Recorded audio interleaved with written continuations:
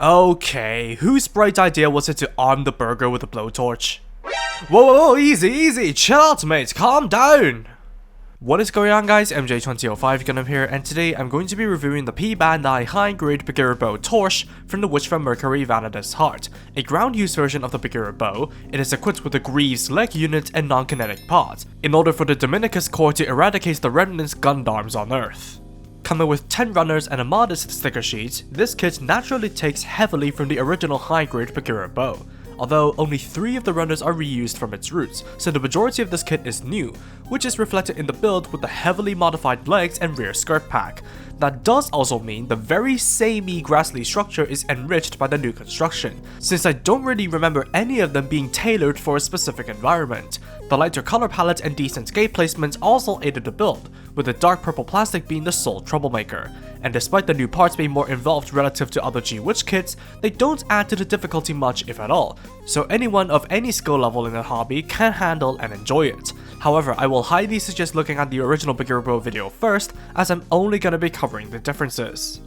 Having taken a similar conceptual approach to the Gundam Chimera's Trooper, the resulting high-grade Beguir-Beu Torche is a hefty-looking high-grade. The ground-based modifications don't deviate the design much from the original Beguir-Beu, and that's been accurately represented by the kit's proportions. Additionally, besides the rabbit ears of Kananji's unit, an alternate beetle-like headpiece can be used for Ridrick's unit, albeit making the head less complementary to the rest of the body, which you may try and compensate for by making use of the bare backpack connection ports. The color separation is also maintained, with stickers being isolated to the head sensors on both heads and the glowing trims on the shoulders and thighs, with the only missing paint jobs being the thruster on the butt and the recessed areas on the non-kinetic pods, which should be in the frame's color. Speaking of which, however, Bandai being Bandai used the Beguir-Beu's molding presets for the Torche, resulting in the exact same color issues as the original kit, despite them having a superior brown frame at their disposal from the Becalis and Beguir-Pente. But even if that is not an issue for you, I'd highly recommend filling in the recesses with black panel liner to enhance the somewhat bland straight build presentation. As a whole, besides the different armor and equipments, the visual strengths and weaknesses of the high-grade Beguir-Beu Torche are exactly the same. Articulation starts to differ with the waist, as the back skirt module can hinge up and down, the boosters can adjust on 2 points, and the non-kinetic pods can rotate and fold at 4 different points, excluding the rotation at the ball itself. Then, the legs can still maintain the great splits towards all directions, with the rear kicks being restricted by the back skirt. The greaves can unfold on 3 joints, while the claw portion can fold out, and the thruster is adjustable. That frees up the legs to bend forwards and backwards, and to access the ball-jointed feet that possess a dedicated tilt. And the moving toes and heels are left over from the original frame. Finally, the greaves can plug back into the thighs for solid storage.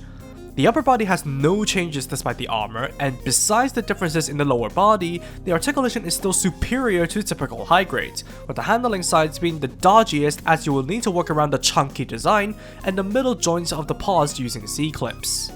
Accessories begin with a standard pair of holding hands with no other options, unlike the aforementioned head options. As for weapons, there are the non-kinetic pods and the greaves that can both unfold for use, respectively for severing gun format links and clawing someone's face off like the bird mantis it originally is. Stored in the back skirt are the beam sabers, and while they can simply detach for use with the included SB13 beams, I'm surprised as to how simple and seamless the functional holsters are.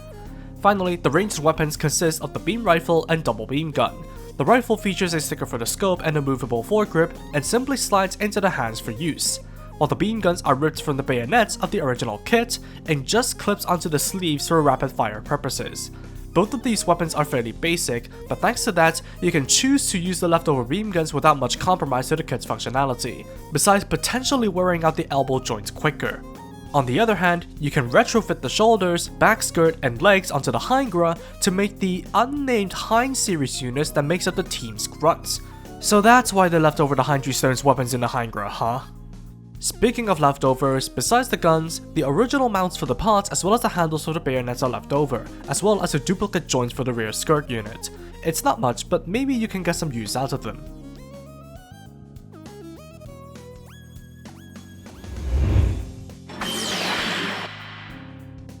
Like the Beguir molds we've seen previously, the high-grade Beguir-Beu Torche is wonderfully engaging, and between this, the Mantis bird with Katars, and the duck with an expanding cross for a shield, this variant might have downgraded into a more generic loadout, but entertains in how it's a fully functional kit which completely changed the environment it was tailored for, and thus providing more elaborate equipments that are few and far between in the franchise to play around with, making this my favorite Beguir variant so far.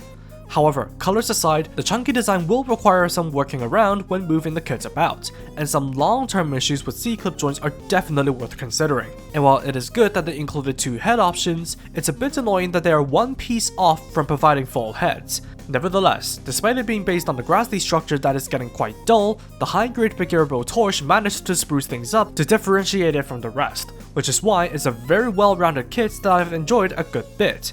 And I suppose that's all anyone can ask for from it. And that's all for me.